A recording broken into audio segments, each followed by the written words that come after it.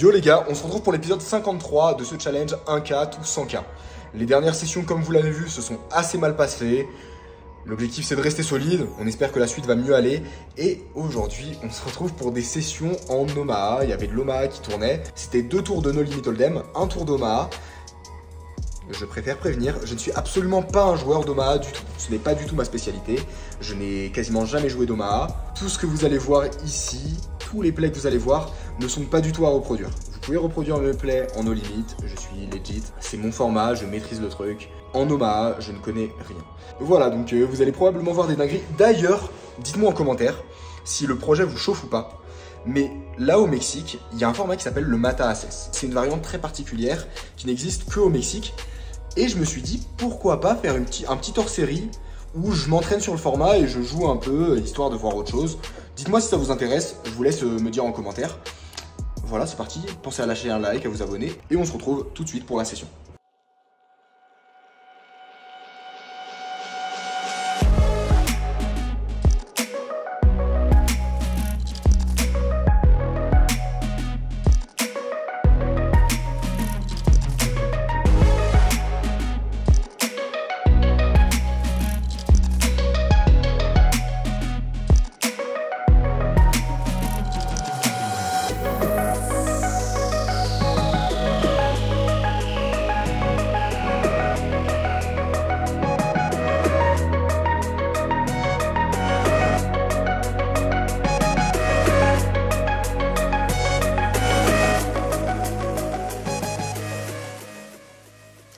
On est parti, je suis très content de vous retrouver pour cette session, parce que forcément, l'Omaha a fait des dégâts ou pas. Bref, je peux pas spoil, vous allez voir. On se retrouve directement pour la première main de cette session.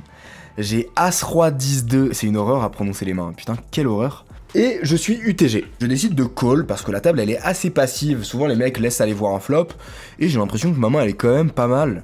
Peut-être, je sais pas. Bref, il y a 3-4 joueurs qui call comme d'habitude, et on se retrouve à 5 sur un flop Roi Dame 10. J'ai double backdoor, et ça c'est beau. Je décide de check, et il y a le joueur en milieu de position qui décide de miser 1200 pesos. Le joueur au bouton call, et là, mon cerveau il bug un peu quoi. Je me dis, ah, ça a l'air un peu dégueu ma main. En même temps, je draw quand même des quintes, et j'ai mes double backdoor. Est-ce que c'est des raisons qui sont viables? Je sais absolument pas. Et donc, je décide de call dans le doute. Et turn tombe un 8 de carreau qui ouvre un tirage couleur max. Les gars, je vous avais dit, la backdoor, elle est présente. Au final, il y a le joueur en milieu de position qui mise 4000 pesos. Et le joueur au bouton qui décide de faire tapis pour 6000 pesos au total. Il me reste 6000 à rajouter dans un pot qui va être énorme. Je draw des fulls, je draw des quintes, je draw des flush max. Je pense que j'ai les cotes, franchement, premier degré, je pense que j'ai les cotes. Et donc, je décide de faire mon plus beau call. Et river, on joue donc les rois, les 10, les valets et tous les carreaux. Et la river tombe un 6 de carreau, juste magnifique. Il reste à peu près 3000 aux joueurs qui sont en milieu de position. Et donc, je décide directement de mettre le reste au milieu. Il snap call, je retourne ma main, et évidemment, ça gagne. Il était aussi sur un tirage couleur, et il a touché son tirage couleur river. Ah oui, alors un truc aussi à prendre en compte. Parce que je pense qu'il y a certains d'entre vous qui sont un peu expérimentés en Omaha et qui vont voir des plays dégueulasses de mon côté. Les gars, ils sont encore plus fous. Vraiment, genre, j'ai vu des mecs mettre... Vraiment, j'ai vu des mecs mettre 500 blindes au milieu avec 3ème brelan sur un board où il y avait des straight au flop. Enfin, vraiment, j'ai vu des trucs indécents. Donc, sur les mains à l'abattage, vous allez pas être au bout de vos surprises. Voilà. Je préfère vous le dire. Main suivante, on est sur un spot en hold'em et on a la meilleure main du jeu, on a les As. Je décide de relancer 1200 pesos directement, un bon 12 blindes pré-flop. Les joueurs au bouton et en small blind décident de call et on se retrouve à 3 sur un flop valet, valet, 5. C'est dégueulasse, les boards avec doublette, c'est les pires. Je décide de check dans le plan d'aviser plus tard et de prendre ma value plus tard. Le joueur au bouton décide de miser 2000 pesos, et il y a le joueur en small blind qui décide de partir à tapis pour 10 000 pesos au total. Le joueur au bouton, quand il mise comme ça contre 2 joueurs, il peut quand même avoir pas mal de valets, surtout que c'est un joueur qui est très large pré-flop, et qui va avoir tous les valets 8, valets 9, valets 7. Et ensuite, le joueur en small blind, quand il décide de partir à tapis, c'est aussi très souvent une main forte. Et donc, je décide de faire mon fold, même si ça fait mal au cœur. Au final, le bouton call, le joueur en small blind est sur un tirage couleur, et le joueur au bouton a un valet, et il n'a pas n'importe quel valet, il a valet 3 dépareillé. Call préflop contre 12 blindes, écoutez, complètement classique. Bref, à la suite de ça, je vole pas mal de petits pots, rien d'excitant, un grind assez classique, la table est belle, et donc j'en profite. Et on se retrouve encore une fois sur une main d'Omaha, j'espère que vous êtes prêts à vibrer.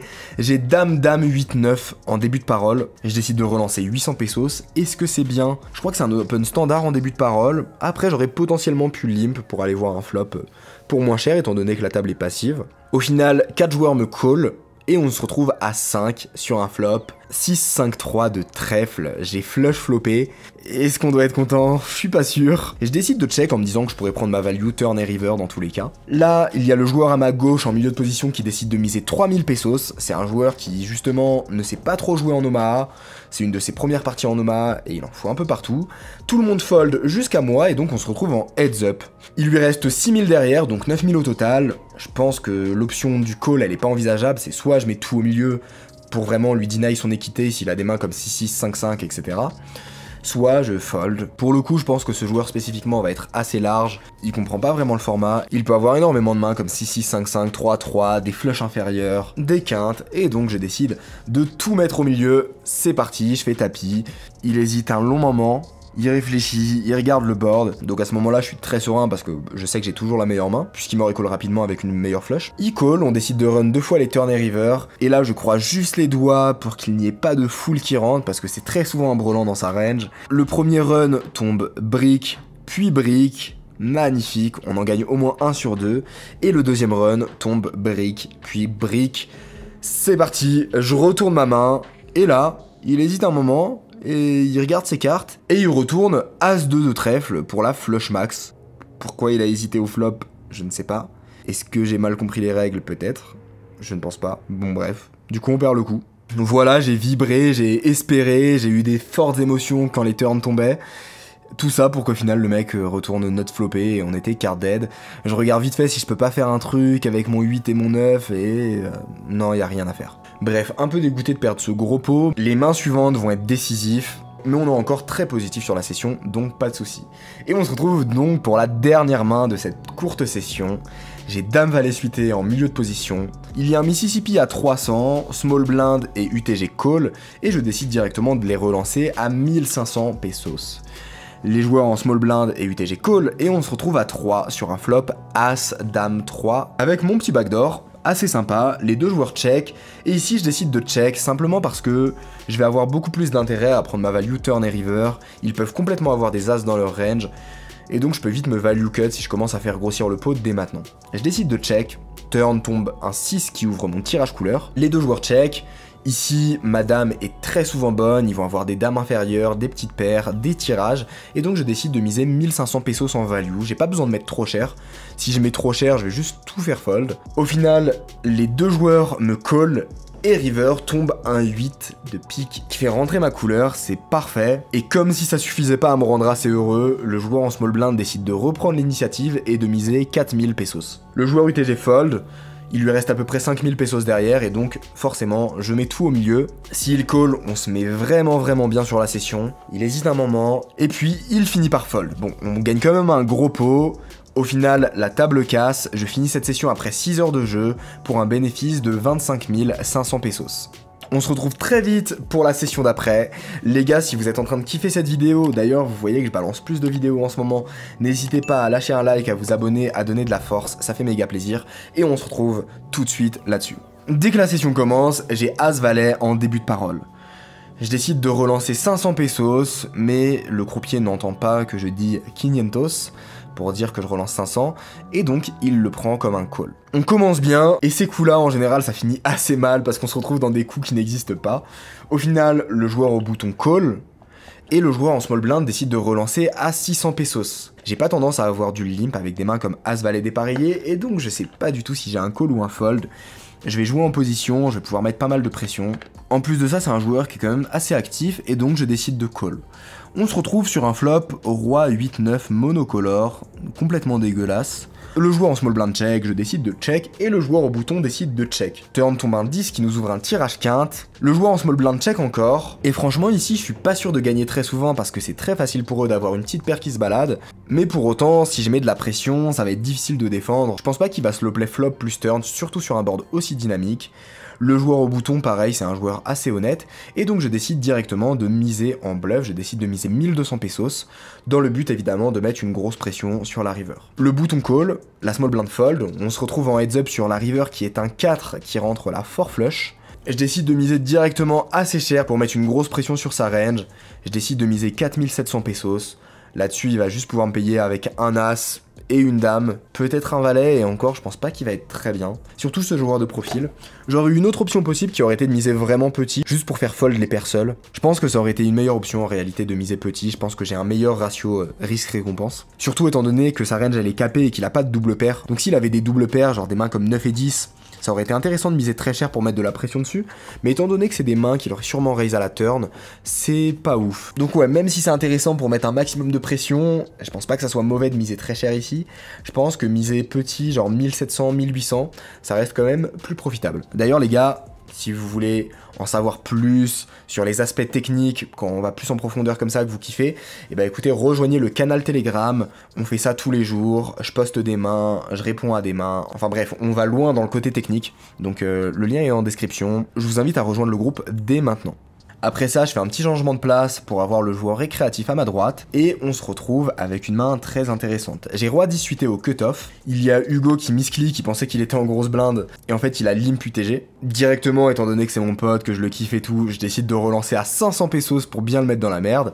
Le joueur en grosse blinde call, Hugo regarde ses cartes, et call, et on se retrouve à 3 sur un flop roi 5-2 avec un tirage couleur. Les deux joueurs check, et ici je décide de faire quelque chose d'assez particulier, je décide de checker. Pourquoi? Parce qu'en grosse blinde, c'est Pablito, c'est un joueur qui est assez intelligent d'un point de vue poker. Les joueurs intelligents pour moi, c'est les joueurs qui vont naturellement beaucoup réfléchir, et qui vont savoir faire des très gros folds ou des très gros folds quand la situation se présente. Et typiquement, c'est des joueurs qui peuvent se dire, bon bah j'ai checké au flop, alors j'ai jamais le roi, et donc mettre trop d'argent au milieu avec des mains qui sont pas forcément légitimes. Donc je check vraiment parce que c'est un joueur qui est assez intelligent, et je sais que ça peut le chauffer, qu'après il peut ne pas me croire, et donc que ça peut être très rentable par la suite. Donc je check, et turn tombe un 9 qui ouvre un double tirage couleur. Il y a Pablito en grosse blinde qui décide de miser 1500, Hugo qui décide de call, et donc directement, je décide de relancer parce que j'ai très souvent la meilleure main. Pablito il peut avoir quelques rois valets, roi dame, Hugo pareil, il peut avoir quelques rois valets, roi dame, mais majoritairement ils vont avoir beaucoup de rois inférieurs, beaucoup de tirages couleurs, beaucoup de tirages quinte, et donc je décide de relancer 4500 pesos. Les deux joueurs décident de me call, et river tombe la doublette du 5, qui ne change pas grand chose parce qu'ils n'ont pas beaucoup de 5 dans leur range. Les deux joueurs check, et ici je décide de check parce que maintenant les tirages ne vont plus me payer. Il y a roi 9 qui fait double paire, donc la seule main que je pourrais battre c'est roi 8, roi 7 potentiellement. Hugo il l'a pas dans sa range, Pablito il va avoir juste les mains suitées, et donc au final dans leur range ils ont beaucoup plus de mains comme roi valet off. Et donc je décide de check. Au final Pablito retourne roi 8 suité, et Hugo jette ses cartes, il avait un tirage qui a pas touché, et on gagne ce pot qui est bien conséquent. Au final, après ce coup, la table casse, et donc je rejoins une autre table, cette fois-ci une table sans Omaha, donc je vais éviter de perdre tous mes sous. J'ai 4 et 5 suités au bouton, il y a la joueuse qui est en début de parole qui décide de relancer 500 pesos, les joueurs en milieu de position et cut-off décident de call. La joueuse qui est en début de parole, c'est une joueuse sur qui j'aime vraiment beaucoup mettre de la pression, parce que c'est une joueuse assez sérieuse qui est capable de faire des gros folds, et donc j'aime bien en abuser. Donc directement avec mon 5 et 4 suités, je décide de relancer à 2500 pesos, il y a beaucoup d'argent mort au milieu, je suis content de mettre de la pression. Au final, tout le monde décide de fold, sauf le joueur au cut-off, et on se retrouve en heads-up sur un flop roi 5 dans un pot qui fait déjà 6000 pesos. Il décide directement de reprendre l'initiative et de miser 8000 pesos dans 6000. Ce joueur c'est Alvaro, c'est un joueur qui parle français parfaitement, je comprends pas comment des Mexicains arrivent à parler français parfaitement, quand moi je galère à apprendre l'anglais, mais bref. C'est un joueur qui est assez sérieux, qui va pas mettre des sous au milieu avec n'importe quoi. Donc typiquement ici, s'il a une main comme 9-9, je pense pas qu'il va s'amuser à faire tapis.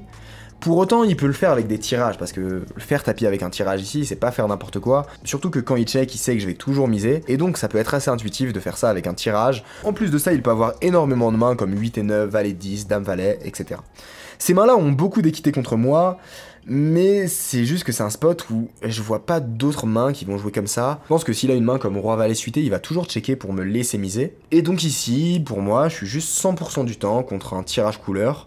Il n'y a pas de roi qui joue comme ça parce que ça n'a pas de sens. Je vais toujours miser ce flop, donc il voudra toujours checker pour me laisser mettre l'argent au milieu. Et en même temps, c'est un joueur sérieux, donc je le vois pas faire tapis avec une petite paire. Et donc même si des mains comme Valet 10 suité ont énormément d'équité contre moi, je pense que j'ai largement les cotes. Et donc je décide de call. On run une fois, turn, tombe un valet, et river, une dame. Ça pue de ouf. Et pour ma plus grande surprise, il retourne As-Roi. Mais alors là, je m'attendais vraiment pas du tout à ce genre de main, que ça soit pré-flop, que ça soit au-flop.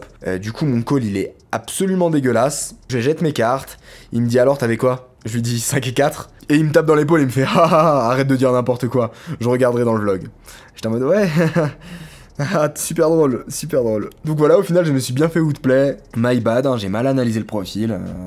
Ce sont des choses qui arrivent, même au meilleur. On perd pas mal sur ce spot, je suis encore bien positif sur la session, mais je décide malgré tout de remettre 10 000 pesos sur la table, parce qu'il y a des mecs qui sont bien deep et qui font n'importe quoi, donc j'ai de l'intérêt à avoir beaucoup de sous devant moi. Allez, même si ce coup fait mal, c'est pas grave, parce que main suivante, j'ai les As en small blind. Depuis que je suis arrivé ici, j'ai dû jouer peut-être 5-6 spots avec les As, j'en ai gagné aucun, j'ai toujours dû me retrouver à fold, donc on va voir si ça se passe mieux cette fois-ci. J'ai les As en small blind, il y a un Mississippi à 200, et donc je suis le premier à parler. Je décide de call parce que la table elle est vraiment bien active et j'ai de l'intérêt à laisser tout le monde se chauffer et mettre des sous au milieu. Au final, la joueuse en milieu de position décide de relancer à 1200 pesos, tout le monde fold jusqu'à moi, et je décide de lui revenir dessus à 3500 pesos, fidèle au plan.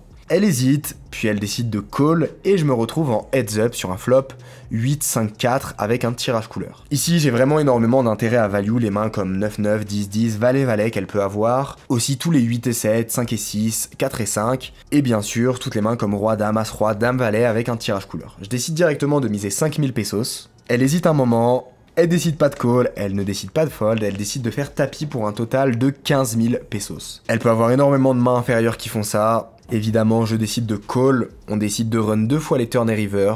La seule chose qui me fait peur, c'est des mains entre le 6 et le 7, et aussi la couleur qui rentre. Premier board, tombe le valet qui rentre la couleur directement, ça fait chier. River tombe un roi. Deuxième board, tombe un 4.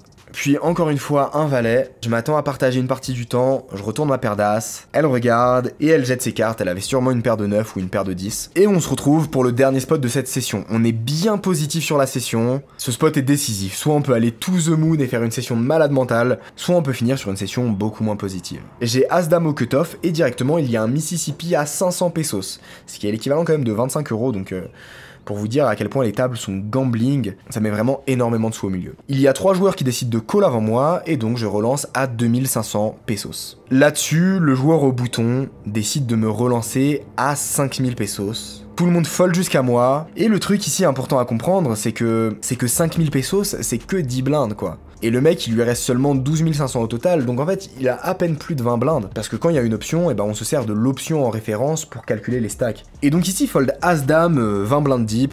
Quand je suis autant investi, c'est pas vraiment possible pour moi. En plus de ça, c'est un joueur qui est assez chaud, donc il peut avoir pas mal de mains un peu what the fuck. Et donc je décide directement de tout mettre au milieu et de faire tapis. Il décide instantanément de call. Je retourne As-Dame et il retourne As-5 dépareillé. What the fuck, il est complètement parti en couille. On décide de run 2 fois. J'espère juste pas partager ce pot, j'ai envie de tout récupérer pour moi. Le premier flop tombe As-4-9, ce qui est vraiment plutôt cool. Turn 3, qui lui ouvre un tirage gutshot. Et river tombe un 2, putain. On perd le premier flop, ça casse les et le deuxième flop tombe 10-5-2. Il fait une paire, turn tombe la doublette du 2, allez s'il vous plaît une dame, s'il vous plaît, et river tombe un valet, il fait straight sur le premier board, il fait le 5 sur le deuxième, et on perd ce spot. GG à lui, ça me casse les coups à tapis ici, je fais que de les perdre, c'est trop difficile de monter des stacks. Au final après ça, on graine quelques spots, mais rien de fou. Je finis la session sur un retrait de 66 000 pesos pour un dépôt de 40 000 pesos, et donc un bénéfice de 26 000 pesos. Voilà les gars, j'espère que ces 2 petites sessions vous ont plu. N'hésitez pas à liker, à vous abonner, à lâcher un commentaire si vous avez kiffé. Et on se retrouve très vite pour la suite.